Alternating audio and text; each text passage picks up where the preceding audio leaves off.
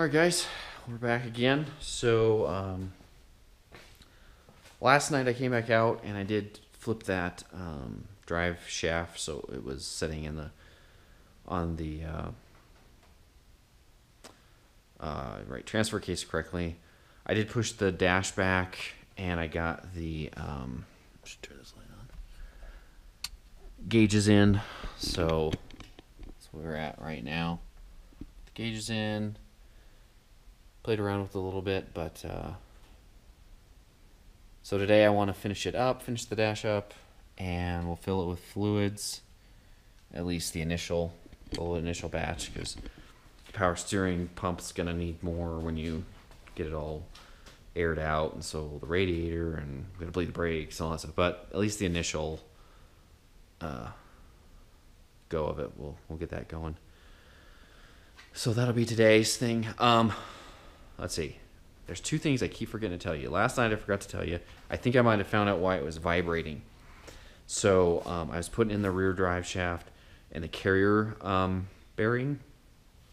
People say those go out, but it didn't seem to be bad on the other drive shaft. And so I didn't know what it was going to be, but it looks like one of the bolts was stripped out. And so when I was putting in one of the bolts, it just kept spinning on me. So, and it was really loose in there. So I think what happened is they stripped that out when they did the rebuild, and when they put that new frame in, and just left it alone, and it started probably vibrating. Who knows how long after they did the frame replacement, and they couldn't figure out what it was. Well, that's what it was. So I put a bolt or a nut on top of the welded-in nut, and it'll hold it. It'll definitely hold it 100 times better than it was, and it should get rid of that vibration. So we shouldn't have a vibration now at all, which is good, because that would have freaked me out if I did all this work and that vibration stuck around. That would have been no fun. So that was that. And then the other thing that I told you I was going to talk about, but I never did, was the carpet. So the carpet, I've replaced carpet before in my Chevelle, and I screwed it up. So I was really nervous about it. So I didn't record me doing it because I didn't want the distraction of videotaping it and recording what I was doing, and B, it's really hard to do anyway because you've got this thing in here taking up room. I would have probably knocked you guys down like 600 times and been frustrated anyway. So I didn't want that. So what I did is I just decided I'm going to do it. It took a while. Definitely took a couple hours to get it all cut and done right. It took a long time. My fingers were sore. My shoulder was sore from using my utility knife to cut everything. But it looks nice. So what I did is two things. To start it, I got the old carpet in here, laid it on top of it, and I laid it out here on my floor. Just laid it out. And then I made two slits in it. Two slits. One slit was the large one here for the shifter. I made it because I had to get it over the shift levers there. And then I'm trying to think, there was another slit I made. I think it was there a rear one? Maybe no, I think it was up here on the front. I made a small slit up here so that, because there's no cuts in them at all ever, so I cut the front of it so I could actually get kind of a side over here and kind of a side over there. So I basically made those cuts, got it over this, and just kept cutting here in the front until it kind of got pretty close, and then started cutting over left and right to get around the center console, center dash area, and then just very slowly cut things out until I got it right where I wanted it. It's definitely tighter than factory, and definitely goes higher than factory. I think it looks nicer than factory, but you have to take your time, and you have to be deliberate. So when you make a cut, you need to know, why are you cutting this, and is this a reason? That's why I made a mistake on my first one with the Chevelle, is I was getting a little haphazard with my cuts, and I cut too far on the center console, and it doesn't fit right. It looks kind of poopy, which kind of stinks. It'll probably be fine once I get a full center console in that car, but at this point it looks like junk, in my opinion. Because this isn't factory, Another big problem was there were areas that didn't have jute in the, and jute's like the thick padding that goes underneath it. It's sound deadening, a little bit of insulation, and it makes it a little more flexible, feels more luxurious, as it were. But so yeah, like I think like back here where this seat belt is here, and this one, you can see it. There it is, the jute right there. God, that stuff is so hard to cut, but you just gotta take your time and be careful with it. So I wanted to talk about those two things. I kept forgetting to do that before we get started. So, so yeah, we're gonna get the dash in and all the components on and hooked up, and then fill it with fluids and see where we go from there. All right, guys. See you on the flip side.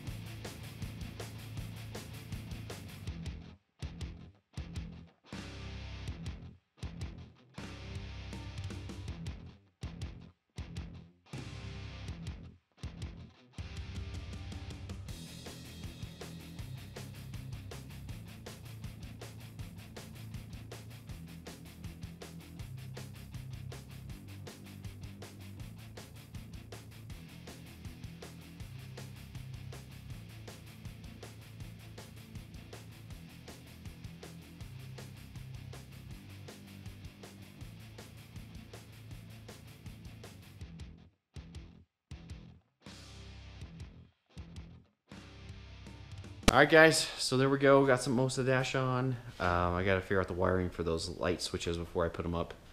And yeah, that's about it. So put the battery in. I think you guys noticed that probably. Everything works. Door locks work. Door windows work. Of course, didn't start it because that's just stupid. But yeah, it's working good. So pretty excited. That's awesome.